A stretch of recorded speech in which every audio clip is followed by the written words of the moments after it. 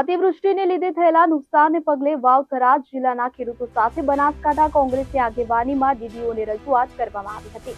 વાવ સુઈગામ ધરણીધર થરાદ તાલુકામાં સપ્ટેમ્બર મહિનામાં અતિવૃષ્ટિને કારણે સુઈગામના ખેડૂતોને પારાવાર નુકસાન થયું છે।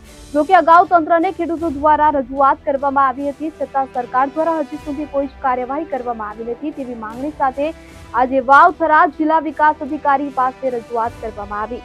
તો ખેડૂતો કે જેઓ અસંતોષકારક જવાબ મળતા બનાસકાંઠા જિલ્લા કોંગ્રેસ સમિતિ દ્વારા દરેક ખેડૂતોને થયેલ નુકસાની સાથેની લેખિત વ્યક્તિગત રજૂઆત કરવામાં આવી કે જે રજૂઆત પહેલા વિશ્રામ ગૃહ થરાદથી રેલી સ્વરૂપે ખેડૂતો સાથે ડીડીઓને રજૂઆત કરવામાં આવી હતી। વાવ હોય થરાદ હોય તાલુકાના ધરણીધર તાલુકાના ત્રણેય તાલુકાના ખેડૂતો ભેગા થઈને ફોર્મ જમા કરાવવા જઈ રહ્યા છે પાક નુકસાની જમીન ધોવાણના। આજે પૂર આવ્યા ને 35-36 દિવસ થઈ ગયા, હજી સુધી સરકારે પાક નુકસાની જમીન ધોવાનું કોઈ વળતર આપ્યું નથી। આજે સરકારે પશુઓની સહાય હોય, ઘર વખરી હોય, એમાં પણ 70% લોકોને આપી નથી। કેશ ડોલની અંદર પણ માત્ર ઘરમાં 2 વ્યક્તિને કેશ ડોલ આપી છે। આ તમામ મુદ્દાઓને લઈને જિલ્લા વિકાસ અધિકારી વાવ થરાદ જિલ્લાને ત્યાં આવેદનપત્ર આપીએ છીએ। આજે અતિવૃષ્ટિને 1.5 મહિનો થયો છે, છતાં સરકાર દ્વારા પાક ધોવાણનું જમીન ધોવાણનું કોઈ પેકેજ જાહેર કરવામાં આવ્યું નથી।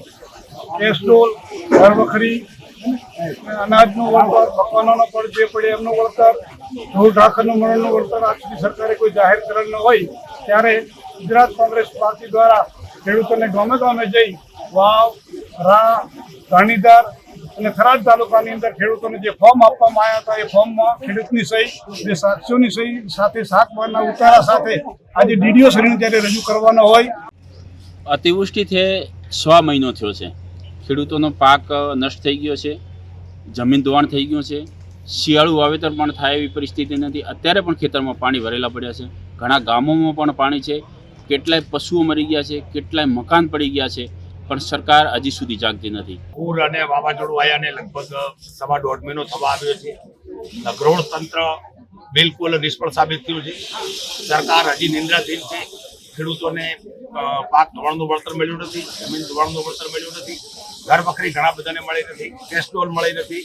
એના માટે અમે દરેક તાલુકામાં, ધરણીધર તાલુકો હોય, વાવ તાલુકો હોય, થરાદ તાલુકો હોય, સુઈગામ તાલુકો હોય, ખેડૂતોના ફોર્મ ભરાવેલ છે। એ ફોર્મ અત્યારે ડીડીઓ સાહેબને અમે આવેદન સ્વરૂપે આપવાના છીએ। પાક ધોવાણ કોના કઈ એજન્સીને કયા ડિપાર્ટમેન્ટે કરવું એ કોઈ આજ દાડા સુધી નક્કી નથી સરકાર કરી શકી કે મહેસૂલવાળાને કરવું, સિંચાઈવાળાને કરવું કે કઈ ડિપાર્ટમેન્ટને કરવું એ આજ દાડા સુધી મુખ્યમંત્રી આવી ગયા, કૃષિમંત્રી આવી ગયા અને એ લોકો ભાજપના લોકો એવું કહેતા હતા કે મુખ્યમંત્રી અને કૃષિમંત્રી આવી ગયા છે એટલે અહીં કંઈક નક્કી કરશે, નામ તેમ કરશે, પણ આજ દાડા સુધી કોઈ નક્કી કર્યા નથી।